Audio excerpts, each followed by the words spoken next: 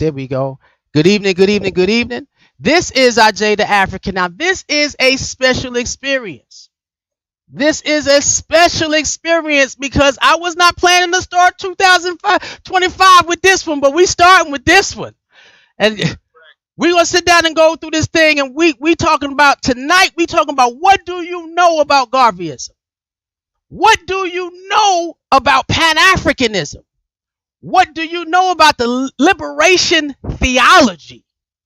What do you know about the science of becoming?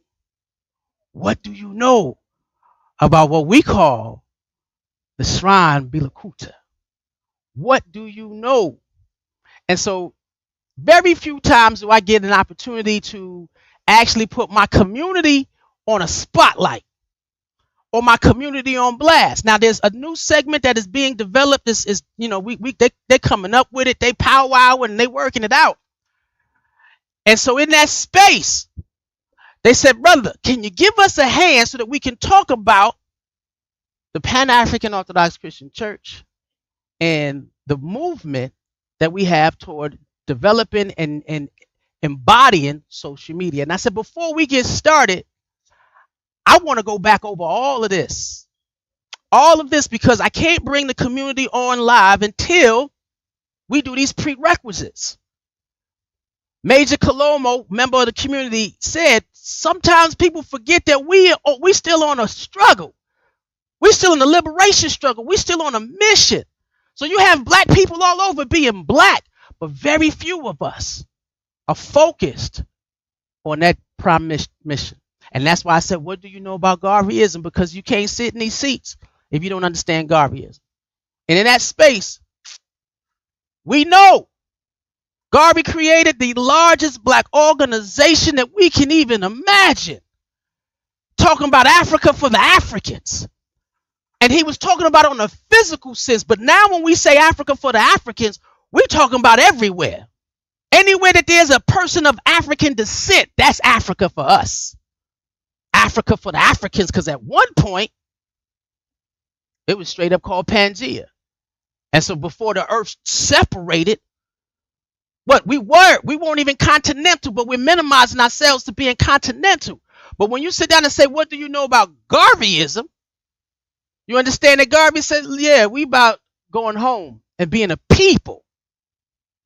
And then from Garvey, that understanding grew to the understanding of what is Pan-Africanism. What? When you sit down and understand and realize that we were not a continental people, we were a people of the planet. So it didn't matter where you stand, anywhere a black person has their feet on solid ground. And if you live on a boat, you're floating. But anywhere they have their feet on solid ground, that is sacred land. That's sacred ground. Why? Because we started from the center of the earth, which was the continent of Africa. And then it separated. So does that mean that if I go to Australia, I'm not home? We are a global, we are planetary people. Pan-Africanism. And so when you're dealing with your spiritual journey, you gotta embrace Garvey. Because Garvey said black is beautiful. He gave us who we are. And then you got to embrace Pan-Africanism. And as you continue to embrace Pan-Africanism, you got to go deep, even still, and talk about the liberation theology that came out of the concept of Pan-Africanism. And when I want to explain liberation theology, of course, I got to put up our founder, Jemoja Baby Ajime. And some may not give him the title of being the father of the liberation theology, but we do. Because it's more than just a concept of it's what you do with it. Meaning that liberation theology, it is a divine obligation that you fight not for just for your civil rights. Civil rights are the manifestation of the laws of man, but we talking about your human rights.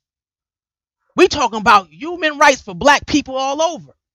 And then you create those institutions, manifesting institutional power. He said the church is a change agent, meaning it is to get you from that conditioned self to that divine self.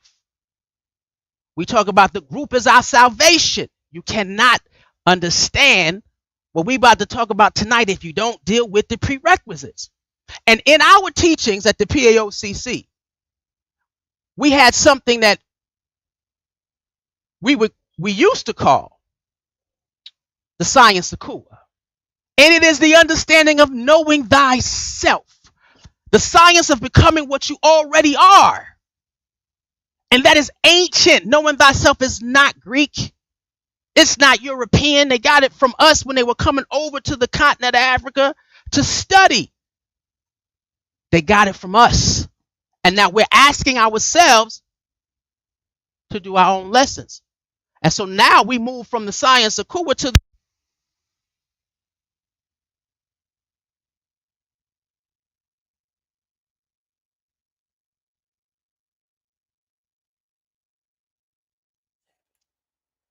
and so this is where we are. This is the sound's not coming through, brother. There we go. There you go. I appreciate you. So we call it the best self theology. Why? Because what is your best self if not it's being able to see the God in you when you look in the mirror? Being able to see the God in every black person when you look at someone else. This is the best self. We're not trying to get you to be a great individual. We're trying to get you to be a being in the Creator. Again, you cannot understand the importance of Bila Kuta unless you understand the prerequisites.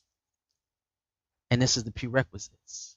And so it's very rare in our development that you get to see Garveyism, Pan-Africanism, liberation theology, and the science of becoming, or we call it the best self theology, in one location. It's rare to see all of those in one location. You want to know what birthed the African? Man, if I tell you that the Pan-African Orthodox Christian Church manned me up, this is where you get it from. So it is my honor to sit down and bring forward the community of Bila Kuta. How y'all doing? Hey, Ajay. What's going on? Hey, how's it going? How's it going? How's it going? Thanks for hosting us. No problem. No, it was an honor. It's a pleasure. I don't always get to be up front to bring my community to the forefront of technology, but when I heard the ask, you know how we do it. You know, being missionaries. You know, here I am, Lord, send me. Send me. That's right. Here I am, Lord, send me. And then and all the time, and as we begin to talk, my name means is Ajay Akono Tahimba. Prophet, it is your turn. Stand as a nation because God is with us. And so there is no way that I could live in that name, have that name, and not live in it in terms of my actions when it comes to the liberation of black people. And that's the importance of also knowing thyself, putting all these things together. And so as we begin and we start talking about Bila Kuta, without walls, yes, brother. Without walls, can you, and here it's a conversation of imagining, just imagining, if y'all can get that, people, imagine what it's like to really be one people, one group. That's a hell of a concept, isn't it? It's a powerful concept. And so in that space, how and knowing that this is what Bila Kuta is, it is culture without walls. It is worship without walls. It is African spirituality without walls. It's thinking outside the box. Way outside we never had a box. Right. Destroying the box and understanding that, well, the concept of us being planetary people. And Bila Kuta, how does Bila Kuta equate being planetary, meaning that the whole God placed black people here first? Yes, brother. And so how do you see the vision of Bila Kuta being able to move into that space where we are literally a nation without walls? So let me just chime in, because I appreciate the intro and the groundwork that you set in terms of acclimating us to what BCN, Black Christian Nationalism is, and what our founder, Jeremiah Bebe, put in place as he was building this movement.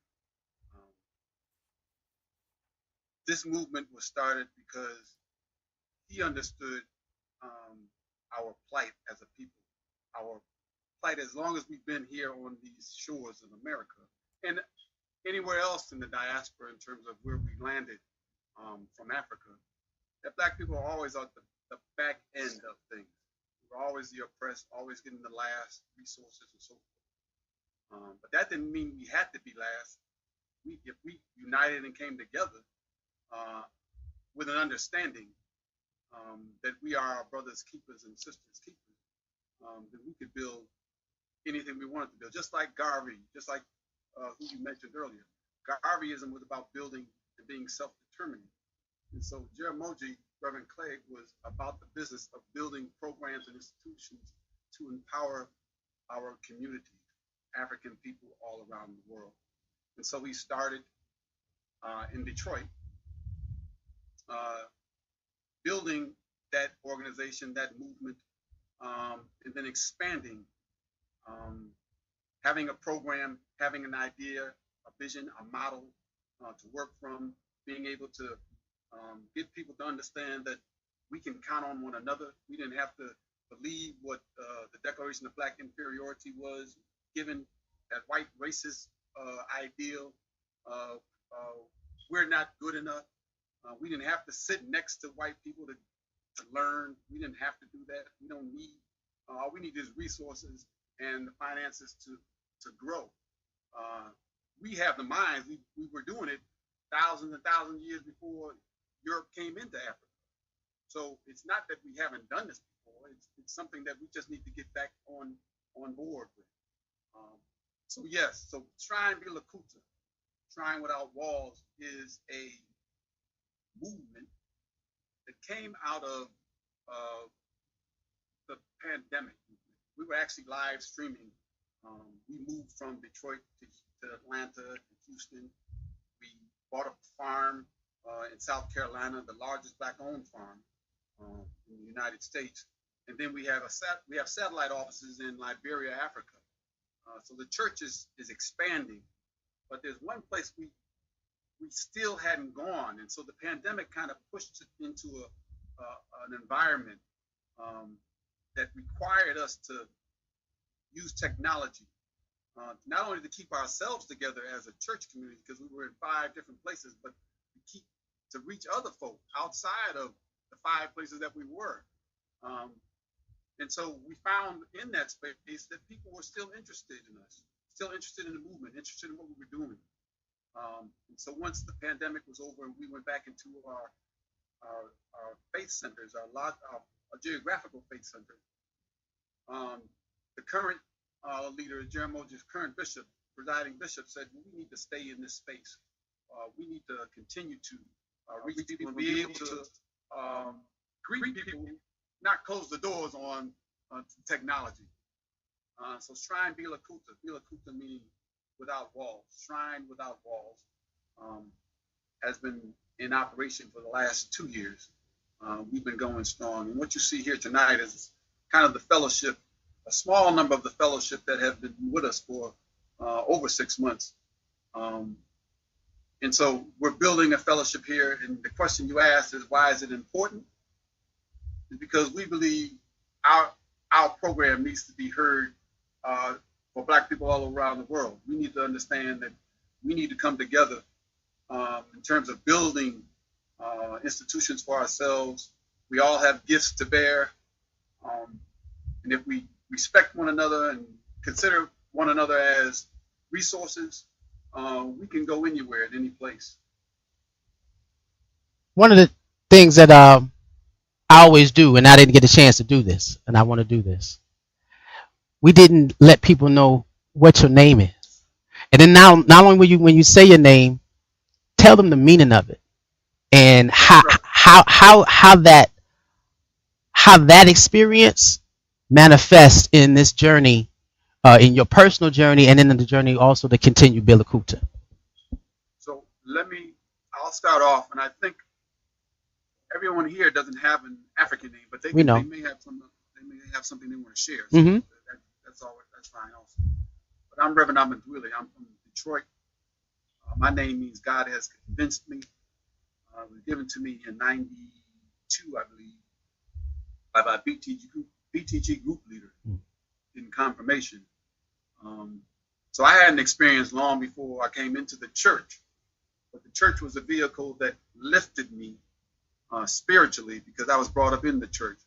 But the church never, at some point, I was disheartened by the church because it was not speaking to the realities I was experiencing until I walked into the doors of the Shrine of the Black Madonna. And so it's from here that I began to grow. But I am Reverend Ahmed Willie out of Detroit, Michigan. And how did you get to sit in the seat that you're sitting in right now, Rev? Well, I've been willing to serve. When the questions came up, will you go and who will go for us? I have a habit of saying yes, send me. So yeah, it's been a journey. So I went through 16 weeks of basic training, which we used to call basic training group. 6 weeks of that, I went to several ATG groups, advanced training groups. So I was a missionary at one time. I was inducted into the Holy Order of the Maccabees, which is a utilitarian group in the church that serves to not only protect, but to serve or be vehicles of whatever the church needs. Right, that's what Maccabee is. Whatever you need at that time, that's what you become. And then if they don't need you, you still here. So Maccabees is related to the two books in the Apocrypha of the Bible. Most King James versions, King James doesn't have the Apocrypha. But if you get a Jerusalem Bible or you go actually buy a Apocrypha, it has other books that were taken out of the King James version. So the Maccabees was a group. Those are the people who started Hanukkah, the Jewish people who started Hanukkah. And they were black. Right. Let them know they were black. And that's a part of knowing thyself. Now we have Major Colomo. You know, you just popped up in the center of the page.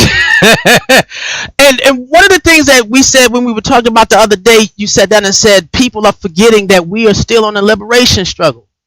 It's like as time goes by, and one of my last conversations with Jemoja Baby Ajiman, he said he underestimated the lore that the slave culture would become, where people would literally forget that we still in slavery. It's just not physical. The mental slavery of the black mind is ridiculous. And so you was like, we got to remind people it's still a mission. And so how do you see that manifesting here in Bila Kuta? Well, one thing, and especially in this specific time, in 2005, it's already certain manifesting stuff that we as black people don't mean anything to this government. Come on. Now, at the same time, they are dismantling things that you could say we had to ask for, such as being able to be called a citizen. When they say every man is created equal, but they wouldn't think of us as men and women. So it's a struggle for our survival. Times it's changed somewhat, but we're getting ready to go back to what a lot of people don't even realize, what was Jim Crow. So the struggle continues every day for us to, as black people, to get our own institutions, to become loving black communities across the country. Because the black community has been dissipated. But now we have to come back together. So as we look at as these times down, that sure, it's time for black people to come back together. And the Shrine of the Black Madonna, it's something we've been trying to do for 71 years. 71 years. Bringing the black communities together. Now, a lot of things, sometimes I wanted to bring this up. Sometimes people say, why you pick Christianity? Come on.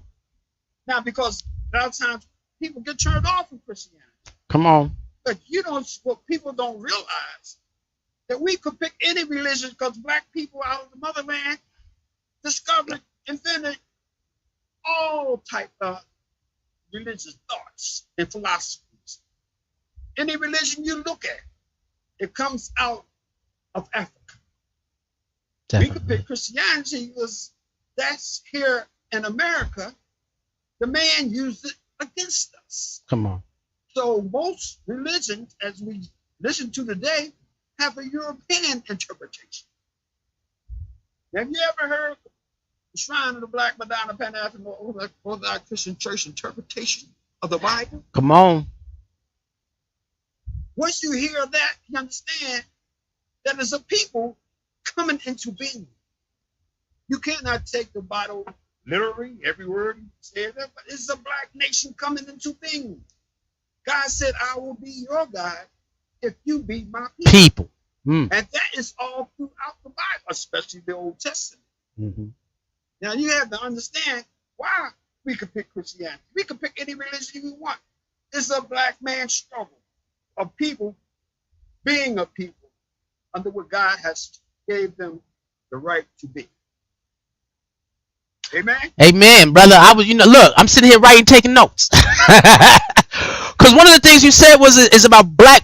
We were always all about bringing the black community together, and that's it. And so now, in our concept and understanding, there's one time I wrote, and I got to speak in front of the church, where I wasn't the. It was a statement saying that the concept of Garvey technology finally was able to catch up to the concept of Garvey. He had to catch a boat. He had to catch a train. I don't know what that man did. How many letters did he have to write to get 9 million black people under one umbrella for the movement and the development of our being? And so Bila Kuta having social media, having the internet, having, again, and I said at COVID, and Jamoji Kamathi said it, it takes a great people to go into a pandemic and come out better than they did when they went in there. And so developing that understanding that, wait, this technology, we could, because at one point we really wasn't touching it. Wait a minute. We might have to be able to use these techniques. We're going to have to use this new tool of communication to increase that. Because it's not only that black people in the United States, but we're talking about black people all over. And now we realize when you're dealing with Garveyism, and now we're in the Pan-Africanism, everywhere everybody's fed up with being in a government that does not serve the needs of the spiritual being that we are. And that's what you said when you talked about we can choose Christianity, but if you deal with it in its purest form, it is to get you back to the power of the divine that is within you. And that's when I said that's why we couldn't go without those prerequisites. And so we don't push away.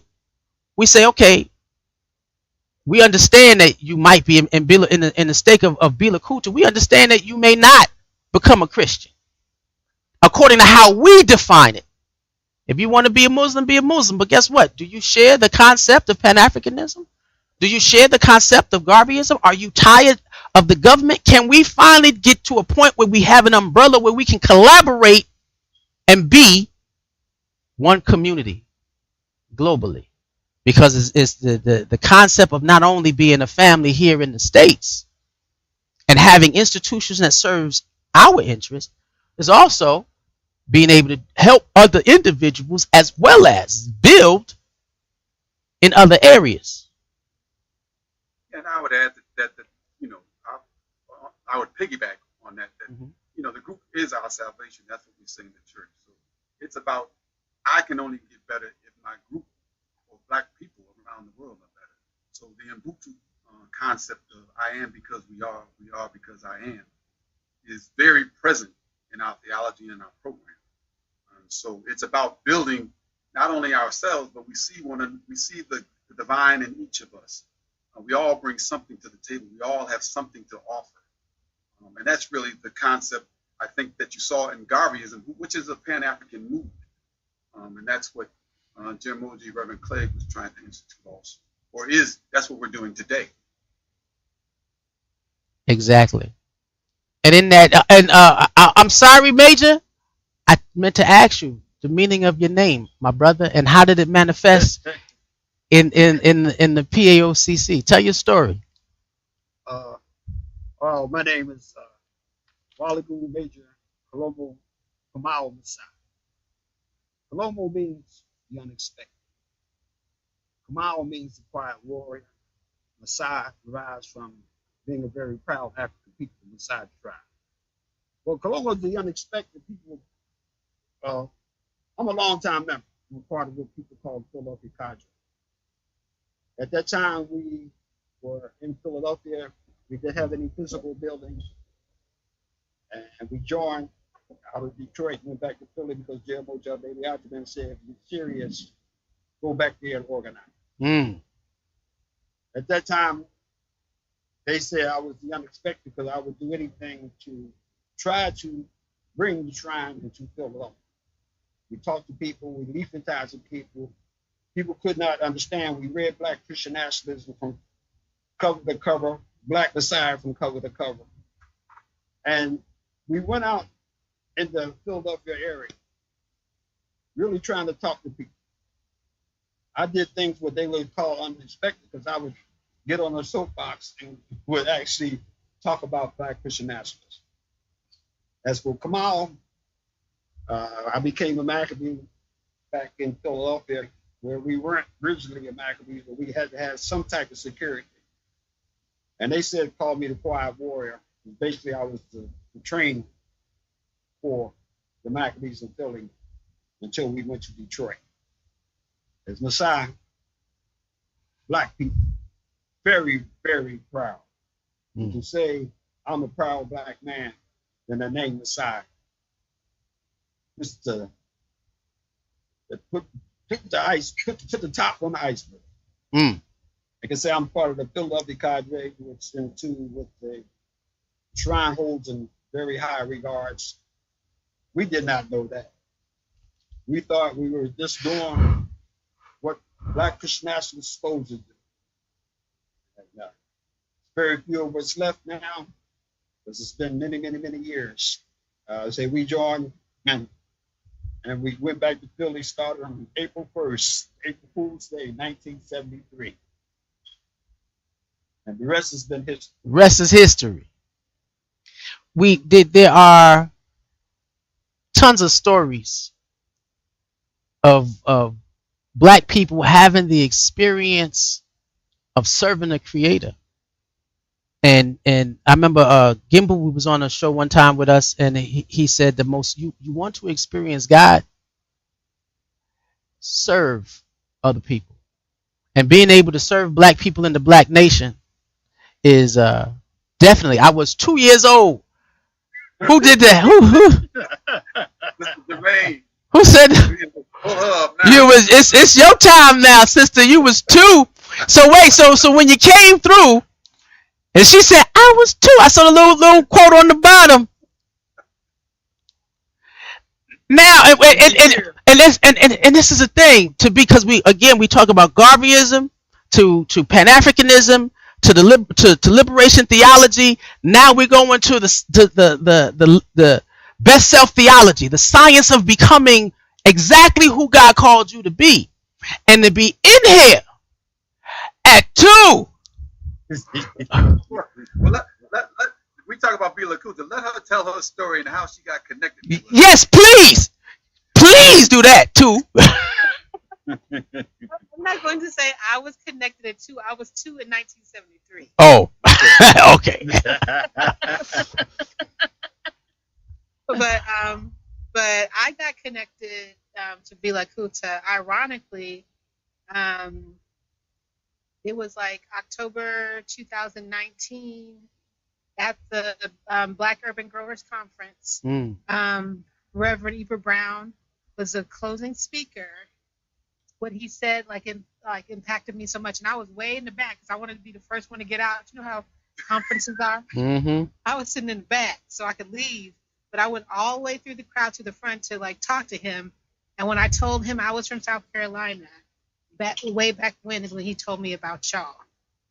And, it was also, that was after I had met like Malika Keeney also like in 2012, I think. And, long story short, like I find myself like in a position for national organization supporting that Baba Malik co-founded too, the national organization that I'm with, to support like farmers and food entrepreneurs. And when I was going to celebrate like the grand opening at in Detroit of the food co-op, several people came up and said, "You look like somebody's daughter." I was like, "No, I'm from South Carolina." So the young woman that was there with me invited me to church the next day, and here I am. Woohoo! Now I'm going to ask to tap in to that mindset of yours, because you mentioned the Black urban growers, right? Mm-hmm. And we have a farm. We have the largest Black-owned farm, Bugleland Farm. And now, one of the things that,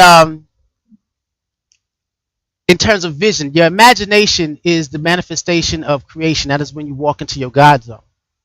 And Abu Bakr, I'm gonna pull you in a few minutes. In terms of have you been to the farm? Have you seen the farm? Yeah, I registered for the conference at the grand opening weekend. Tell us, how do you envision Bila Kuta being used to connect urban farmers here in the States to farmers overseas around the country, distribution? They said the next set of billionaires out of Africa are going to come from agriculture. Yeah. We are. I'm actively working with a farm that I co-founded in North Charleston on like less than an acre that looks like Costa Rica, like the bananas and the sugar cane and all the stuff, using ancestral practices and stuff. But like the vision for me is that we recreate the Black foodways that we had, so that like what we put in our mouths, we were paid to grow, and that everybody in that system of Black people, that's like our merchants look like us again. And that's what like my national job does. So like I'm literally talking to my boss today about how do we connect like the Detroit opening up the way that they did made a lot of things possible in the Midwest, and I want to see how we do it in the South, where there's like somebody who can do the the economies of scale that we can't get in a small store, modular building as a store. So like the distributor, like the grower, the processor, milling, all of that, every part of that, like is a job held by Black people feeding their neighbors. Being able to feed yourself. We're going back into Garveyism. Self-determination. Self-determination, the foundation if it's not a part of your spiritual process, I don't know if you're in the spiritual process. If you don't have self-determination a part of what you're doing, I can't. And that's the thing, because again, you have Garveyism, you have Pan-Africanism, you have liberation theology to get to your spiritual self. But if you sit there saying, you know what, I just want to continue to go to Kroger's and get what Kroger's give me, and we don't even know what they put in that food. If you're not dealing with the issue of self-determination, food, clothes, and shelter of yourself, do you really have a spiritual practice? Again, there's only one place where I said that you can find all of it in one location. And I imagined it with my daughter, imagined what it would be like to sit down and actually create the transport company that has to take not only the food on the farm around the country, but overseas. And again, using those practices, because wherever we are, like you said, we have ancient practices. We are growers. I don't have my thumb ain't green, it's brown. But we are, and this is a part of knowing thyself.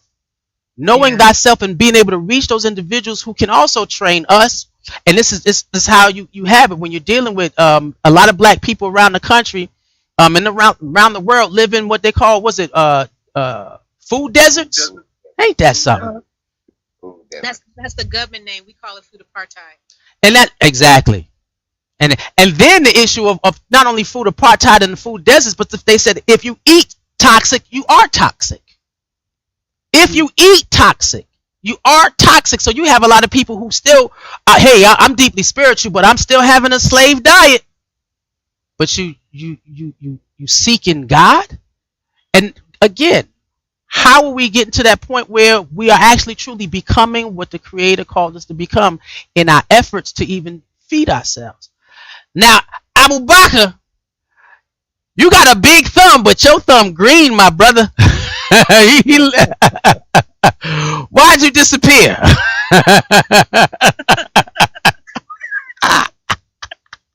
There he is.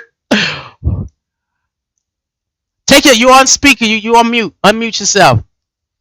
Now, I said the other day that technology has no age, and the brother said, "Teach me. I'm ready." Go ahead. Can you hear me? Yes, perfect, loud and clear. Oh yeah. How's everybody doing? Great. My name is Abu Bakr Jabari Dunkar. Abu Bakr means humble person. Jabari means peaceful. Dunkar means brave. I came to them out of the world into the church in 1987. I was out in the world, and I had no purpose other than working, partying, and all those things came to an end. I didn't get no more enjoyment out of it, and I needed another purpose, and that's how when I became a seeker to make changes in my life, I had a lot of consciousness raising up in Memphis. A lot of us had a lot of conscience, but a lot of us didn't have nowhere to go with our consciousness. And the Pan-African Orthodox Christian Church presented me with a place to go with black consciousness. And I learned so much about our history and our people from Africa. I tell the story about how I started out being about our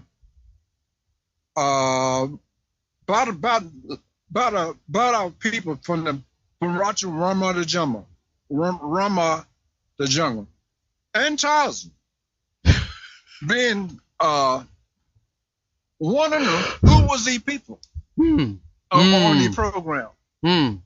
And I was watching some of the spiritual things that they were showing it on the TV and stuff like that, and I became very intrigued. Yeah, wanted to know who those people was.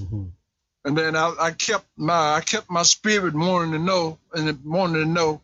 It led me to the Pan-African Orthodox Christian Church, where I could find out everything about the African people. Where did your skill for farming come from? I was raised up on the farm. Oh. Yeah, so I raised up on the farm. My father was after I got older, we had two thing going on. When I was about 7 years old, I was able to hold a plot and plow the field. He was a gardener, and so he always, once he got me started, he took care of the garden. I took care of the other part of the field until my other brothers got old enough to help out. And I learned a little skill from him, but he the one that had the green thumb, or he could grow anything. But I did learn something from him, just watching him, because I never worked in the garden that much because I was always doing other things. Now, and I was taking care of the other crops. How big was the garden? How big was his garden? Oh, it's about an acre and a half. Okay. Yeah. Now what we sold? We grow stuff, but we sold it too. That's what when the season was, we sold stuff to the community. And he owned that land? No, we were sharecroppers. Mm. We got land later on. Later on, but during that time we were sharecroppers. Now during COVID, we wound up doing more urban farming. Yeah. And again, Bila Kuta, without walls. Being outside farming is literally without walls. How was that experience of you seeing what you were doing in the sections of Akiba Land Park? How was the experience of you seeing the community coming together via urban farming? Yeah, it was good. It was very rewarding for us to come together in the community and stuff like that, and growing stuff. It was very rewarding, and the community people come around and watch us working in the garden. You know how the people come around. They come down to the fence. Sometimes I be out there working. They want to talk to me. So you know, about farming and stuff like that. A lot of the old people came out to farm themselves. They wanted to come to talk to me. You know, because I had left the farm and I came back to it when I came back to Bila Land, because I had told I had made a promise to myself I would not do none of that stuff no more. Right. But I came back to it when I went to Bila Land on that Bila Land day.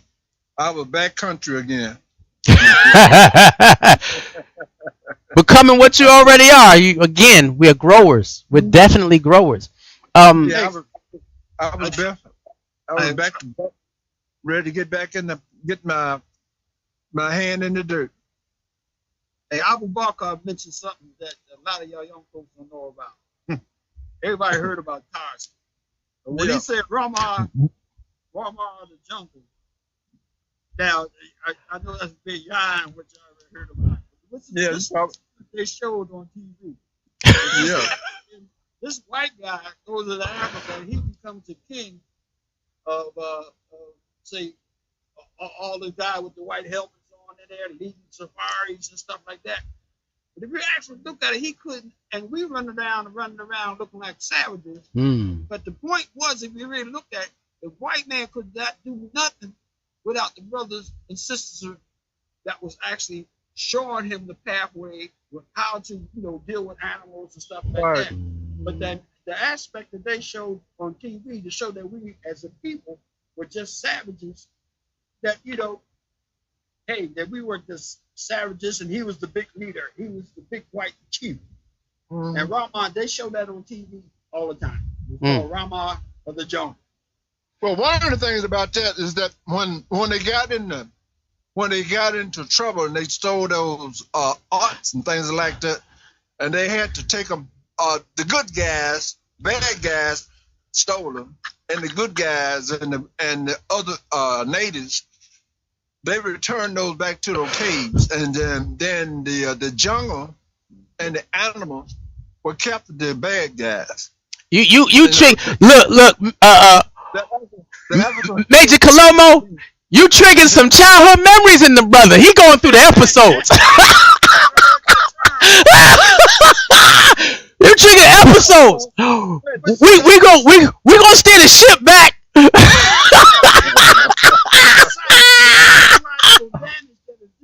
Exactly.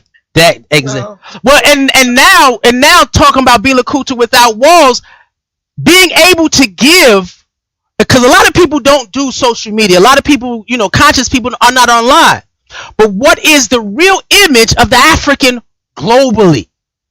Having the opportunity to be able to give our narrative of who we are, how we live, how we think, and how we fed into so many different societies, and you don't want to give us credit. And then being able to say we are without walls.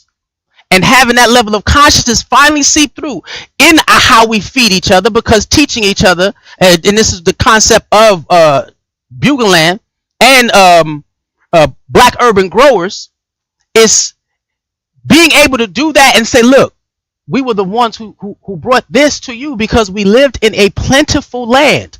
The commerce in Africa before the invasion of the European genotype, we were trading with the world. And going back to the concept of Bila Kuta picking up only thing where we left off. We're seeking to be able to create that experience, and that's another thing. Walamu and Badwili, have we talked about how to incorporate that aspect of farming and growing and transporting and seeing what people need? Has that been a part of the vision of Bila Kuta? The vision of the Pan African Orthodox Christian Church is multifaceted. Mm-hmm. Come on. So Bila Kuta is trying to. We need help from everybody, all African people around the world. As you see, as you heard earlier, we have resources for people who know things about farming. I've been in the city all my life, and when Jeremiah Bebe said we're going to get a farm, I didn't raise my hand in terms of going to the farm. I didn't either. I'm just saying. But I know African people have been farming all out. You know, we've been doing this. My father had a garden. So we know something about farming, and we have young people who are now coming on board who know something about our history, who know something about farming, who have gifts to bear, and so we want to reach out and make the Shrine's resources available, or we can collaborate with. Maybe they're already doing it. Maybe we can collaborate information. So that's where Bila Kuta fits in. We want to open the doors so that we can collaborate with folks all over the place. So that's really what we're trying to do. We have a Beulah Land Farm Committee who's actually spearheading and looking at things and visions for how to best place Beulah Land. There's plenty of land. All we need is strategies and resources and those kind of things. People to strategize and make plans to move forward. Jim Oji Menali Kamathi is doing an excellent job in terms of ordering where we are now and placing us in a place where we can launch Beulah Land in a better light to take advantage of our land and use it in better ways. And I'm going to have to run, but I love to hear like where you're saying the Beulah Land is going, and I would love to participate on that committee if I could. But I do the funding and I go work with the National Black Food and Justice Alliance. Biodune is a member too, like out Atlanta. But would love to talk to Baba Judah, Tariq, and then whomever else is on the committee about like what those steps are and how we can support. I appreciate that. I got your names. Yeah, I appreciate the young people trying getting on the farm, because most young people that they don't go to the farm that much. I appreciate you for doing that. Oh no, it's my pleasure, and I brought mine when we were little, when they were little. Okay. So they got used to it early. Excellent. Yeah, but nice meeting everybody. Nice meeting you. Thank you, Jermaine. We'll see you again. Okay. Yes. Peace. Peace. Now, before I know, because Karima's not online, but she'll tell you I could talk all night, y'all. New members, we want to make sure. So we want to make sure, right? So that's why I want to start with the new any of the new members in regards to your experience in Bila Kuta. Have you any visions in terms of how you see this being able to be moved forward, how it's helping you, or how you're connecting? Anybody want to share? Yeah, I'll say something real quick. I'll chime in. And so, how did you connect? How did you get connected with Bila Kuta? Well, I first started. I'm down here in Houston, and I first started going to the shrine back in like 2016. And like one of the brothers said earlier, when I first went there, it just automatically connected my soul, because I've always been one that seek knowledge and being conscious and try to get in tune with my culture, my history. So when I walked to the shrine down here in Houston, it just felt right for me. But after that, I kind of got away from it for a little while because of my lifestyle. But I started going back, and then I said maybe about 6 months to a year ago, right after COVID hit, it dawned on me. I said, well, hey, how can I get back in contact, get back in touch? And then that's when I started, seeing the church services online, and people saying stuff online. So I just kind of wanted to connect online, and that's how I got turned on to Bila Kuta. And ever since then, I try to make it, a consistent thing, but life happened. But I'm back here, and I love it, and how I see it going forward. But what you guys are doing now, what we're doing right now, this is a beautiful thing, and we can take this and continue going forward, and make it a global thing, a worldwide thing. This is wonderful. This is beautiful. Appreciate you. Appreciate you. And was it Javon? Is that how you say your name, my brother? No, Tremaine. No, Tremaine. No, but Javon's sitting over there in the corner. We appreciate you, Tremaine. Javon's sitting over there. He started moving his camera like, oh, shoot, don't get me. Don't get me. I just wanted to get the right angle. Okay. But,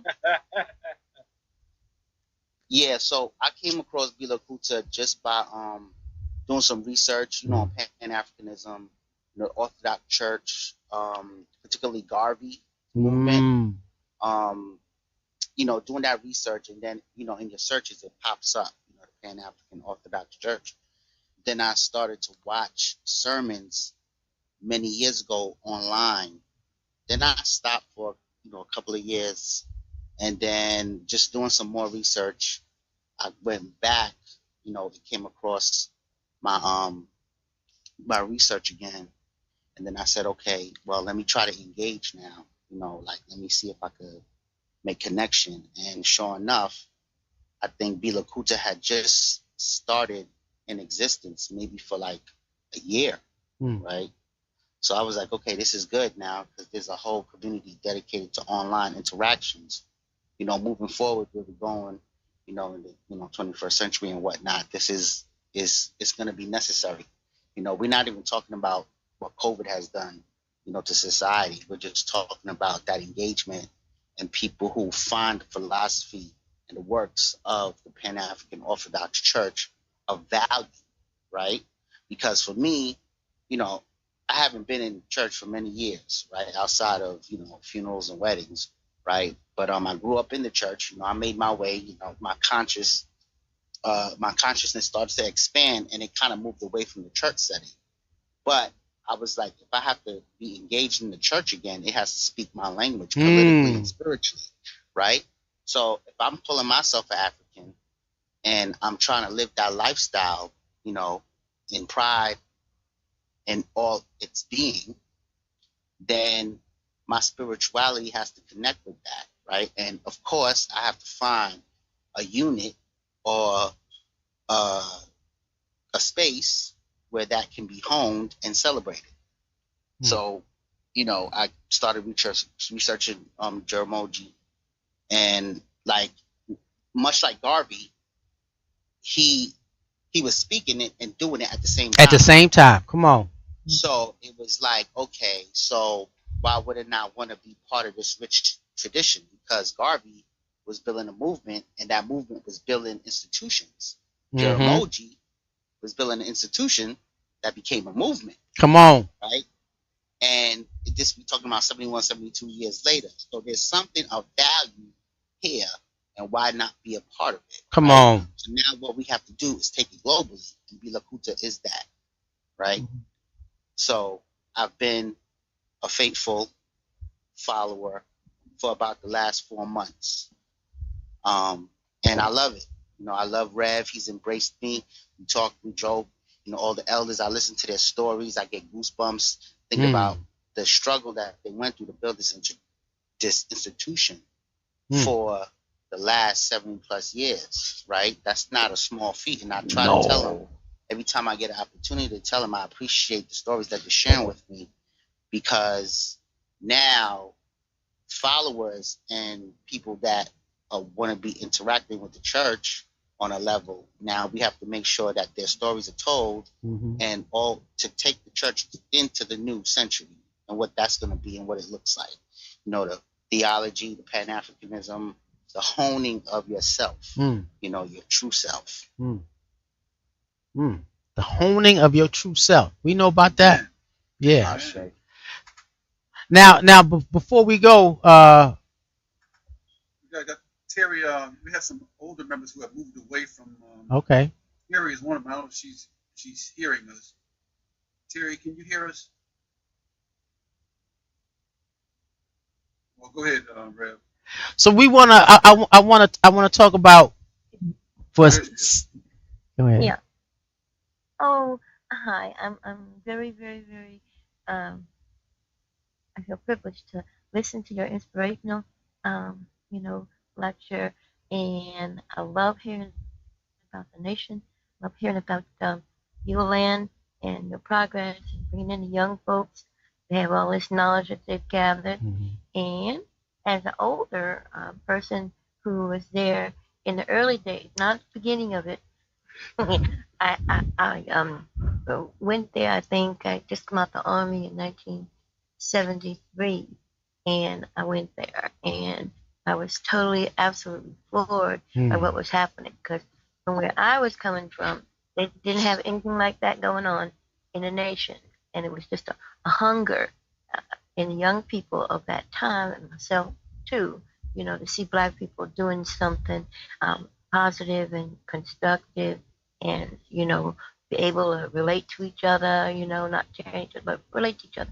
And I loved it. I just fell in love with it, and it's just so happened so that sometimes it's not always smooth sailing in young people's lives, and I think I had to go back home to deal with some family problems and stuff, and I never did get quite back to it. But my whole life, I have remembered how beautiful it was to see black people, you know, loving each other and singing together and striving together. And I said, one day I want to look back that direction, see if I can get over that way. And so I found, I think, Bila Kuta, and you have an online presence. And I said, at least I'll show up now and then and listen to it. And I'm hoping the spirit is alive. I would love to see it. So where are you now, Terry? I'm in Kingston, New York. Okay. That's a beautiful thing. You know what? She said something very, very important. That she said something back then when she first went there. The hunger of young people during those times, as far as the civil rights movement, and any kind of inkling of black nationalism. Come on. Was that hunger for young people that at that time, what the government was placing on us as black people. Like you said, that was the time of, we say, revolutionary or nationalism. Right. Right. And it made the younger people go toward that. And I hope what's happening today is going to drive more younger people to come toward what we need to do as national in this day and time. Because what happens here as black people happens across the world to all black people. Exactly. That hunger, that feeling, that connection. One of the things that when I was listening to her talk, and she was experiencing what is truly defined as black love. Watching black love manifest, and the brother was saying not only was we talking liberation, we were building power institutions. So black love looks like something. It's not just a feeling. It creates something. It produces something. It leaves a legacy of something in terms of black love. And so one of the things we always used to say coming up, I've been in the church 30 some odd years, about 32 years. I always still see myself as a young buck, but it's okay. But we always say that we were the black community's best kept secret. And I didn't, and I was ready to shout, but it was like, no, not yet. Come on, let's go. I want to scream it. No, brother, be quiet. Not yet. in this day and time, what us being the best kept secret, and I don't care what anybody says. If you, like the brother said, he did his history. You can sit down and see. And it was when we turned 70. They asked me to do a sermon, and I'm like, wait a minute. You can go through the journey of black people's history here in the United States, and for the last 71 years, we have a place, a stance, a focus, a mission, and you can sit down and say, okay, at this particular time, what was the Shrines of the Black Madonna doing? At this time right here, what were they doing? 71 years. Brother, talk about what it would mean to move the best kept secret in African American history, let alone African history, because we don't have a movement that lasts 71 years. I don't know if we can still point to one. Here we are. Here we are. And that's what we're doing right Come now, on. Brother Jay. We're Talk trying to about move to the next level. We're trying to move to the next level. This is the vehicle. This is the platform where we can spring to reach Black folks all around the world. This is one medium. And our mission is to touch Black people everywhere. Mm-hmm. We have an online service on Sundays. People can tune in on on Shrine Online on YouTube to get sermons. We will make available through our classes. We have an African history class on Saturdays from 12:30 to 1:30, I believe it is, available. We have other classes. All you have to do is, once you get online, go to www.linktree, linktr.ee/SOBM. I don't know, I could put it in the chat. But on there, you can send us your contact information and we can send you information so that you can get connected, so that you're in the loop. That's really what we want to do, continue to reach out to folks, make ourselves available, and provide education, content, and spirituality all in the same breath, and put people to work. We know ain't nothing getting done until we do the work. And that's one of the things that's why we've been kept a secret, because we've been so busy doing the work that you sometimes lose track. Time flies by. And that's really what's happened. But now we want to reach out. We want to gather more people, because we can put some of these people to work doing many things, right? And that's really that's our goal. And before we go, because this is a content created space, what type of content would you like to see in the future as Bila Kuta develops? What are the types of content that you would like to see and like to be able to offer Black people around the world and give when it comes to Bila Kuta being in the social media environment? So I believe that, and you touched on it earlier, we have to understand that we are divine beings. We want to make sure that people understand that they have the power in giving the right interpretation of who we are, our history, how we started in terms of our history and religion. We can do whatever we want, just like Jesus. Jesus told, if you have faith, you can heal yourself. If we eat right, work together, love one another, there is no limit to what we can do. So what we're going to do in terms of developing content is develop based on our needs. We need to have a safety net for our children. We need to have a space for our children to go in terms of getting out of the cities and out of this contaminated society. So Beulah Land will become a vehicle. Bila Kuta is another vehicle that can form groups of young people to strategize on things they would like to have, and then come up with their own content, as long as it's in line with our program. There are so many things we can do. Right now we have content to educate on the history of our history, and then also of African history. And then we want to provide people the understanding of who we are and what our position is, what our mission is. And those are the things we want to go forward with in terms of actually advertising Bila Kuta. And the church itself. That's really the goal. Is advertise Bila Kuta as another means to do that. So is Bila Kuta considered a online group, or is it an extension of the online ministry? We are moving to its own online ministry. We're still under the umbrella of the Pan-African Orthodox Christian Church. Right. We will become an institution just like any one of our other institutions. Right, the institution without walls. Correct. Yes, brother. Beautiful thing. All right, and it's, with that being said, now, yeah, for me, and I'll talk. Again, I can talk forever, y'all. Yeah. Bila Kuta and Without Walls. I've been pushing technology in the community since 2003. pushing to the point where me being the one that will be used to call the younger generation. Yeah, let me say this also. I want to say, so we meet. Bila Kuta meets every week. There we go. Time Mm-hmm. Right. So once you send me your contact information, there we go. To the meetings.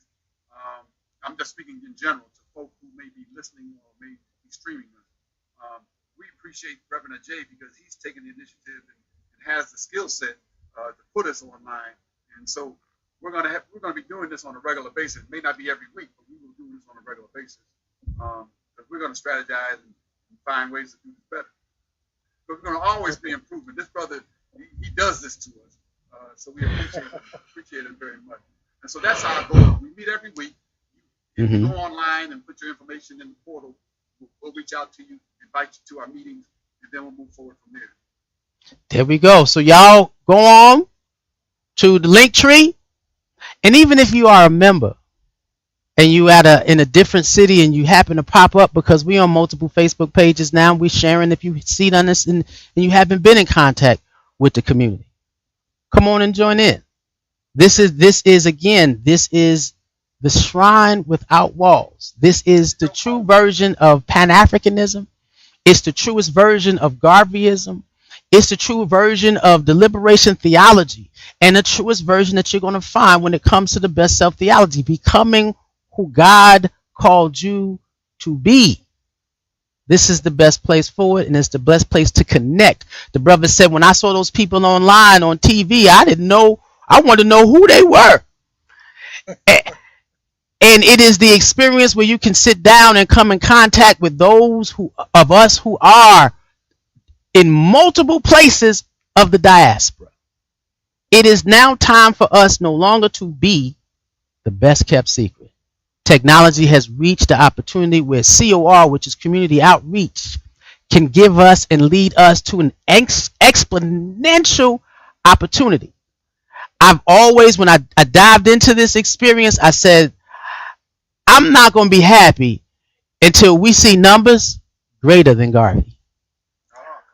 I'm not going to be happy. This is people say, why do you, when they understand how hard we fight, is because the sister who said, she said that fire, that joy, that love, that black love, when I walked in, I said, wow, I need this for the rest of my life. I'm not going anywhere. Not only that, I believe that everybody else should have the same experience of connection. It is time for us to live in the Bila Kuta experience without walls. Amen. I'm a switch over. I'm gonna do a closing, and y'all can do what you want to do.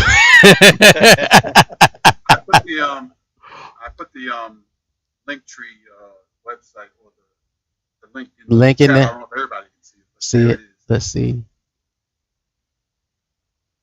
All right. If Kareema's listening, can you copy and paste, or anybody listening? Y'all put the link tree in the comments inside your Facebook pages, so when people see it, they can get it. If anybody's listening, y'all do that. And we got quite a few viewers tonight, so y'all sit down and make sure we become a nation without walls. The Bible says, he said, I'm going to scatter Israel across the globe like the grains of sand. Are we not the grains of sand? Come on, preacher. Are we not the grains of sand? Right. And so when he said, I'm going to raise up a remnant, he didn't say it was just going to happen in Israel. There was no definition of how God said he was going to bring black people together where they're not under the foot of anybody's government that does not point directly to the Creator. We are the remnant. We are all over the world like the grains of sand. And it is time for us to build a borderless nation under God. Amen. Amen. Amen. Shay. All right, y'all. Y'all just met my church. So when they say, Brother the African, where you get it from? I truly tell you, I was manned up in the walls of the Pan-African Orthodox Christian Church, Shrines of the Black Madonna. And I continue, and it is my journey and my job to make sure that everybody that is breathing and ever finds the sound of my voice or the experience of our church to have this same experience. And with that being said, I say one love. One love.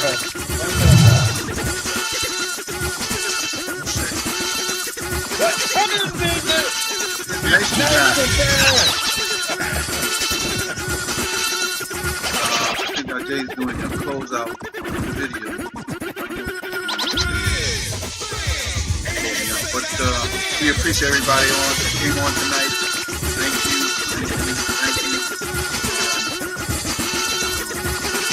You know what? I just want to comment. A lot of times I trying to and I told them sometimes